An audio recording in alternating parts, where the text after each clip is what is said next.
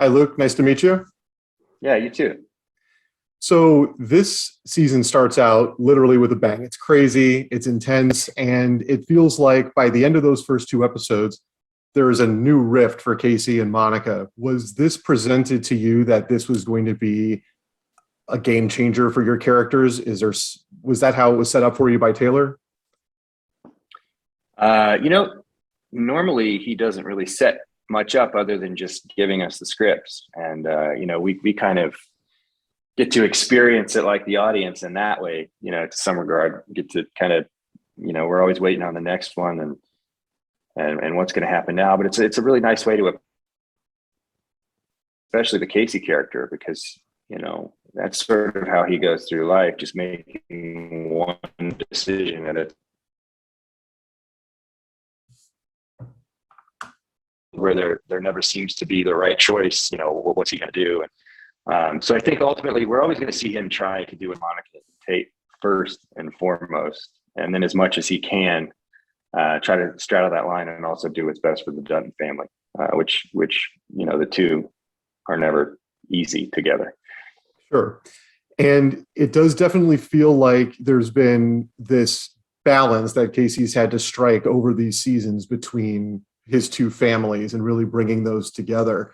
The intensity is just clear in this show. It's so dramatic. There's so many stakes.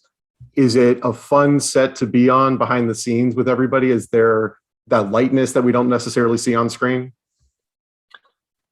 Yeah, absolutely. I mean, there is an intensity to filming the show, mostly because we all love it. There's intensity in the writing that we want to be fair to. I think Taylor's one of the best writers there is, and he just has an innate intensity to his work. But also, we're all good friends, and we all like to have a good time. And in moments where you're kind of just sitting around and waiting on the next thing to happen, we're usually having a pretty good time until it's game time. Sure. And as far as, I don't obviously want to know any spoilers, I want to experience it as the episodes come. Is there anybody that you got to work with this season that was just kind of a standout experience for you this year specifically? Yeah, Finn. I think Finn is fantastic. I didn't have any scenes with him, but I've been watching his work. And I've seen him in Taylor's movie, Those Who Wish Me Dead, and thought he was fantastic. That kid has no business being that good of an actor at that age. He's terrific. And what would you say? There's a lot of physical stuff on the show. What's the most physically challenging part of being on a show like Yellowstone? I think for me personally and for Kayce, it's a pretty big emotional life that he has. Where I feel like some other characters, it's maybe they're a little tougher on the exterior, or there's some more posturing. I feel like Kayce's a pretty raw nerve. You kind of always see what's going on the inside of him, and it's a lot. And so beyond just the kind of physical being in the elements in Montana kind of stuff, it's also just kind of making sure that I do justice to what this guy's going through.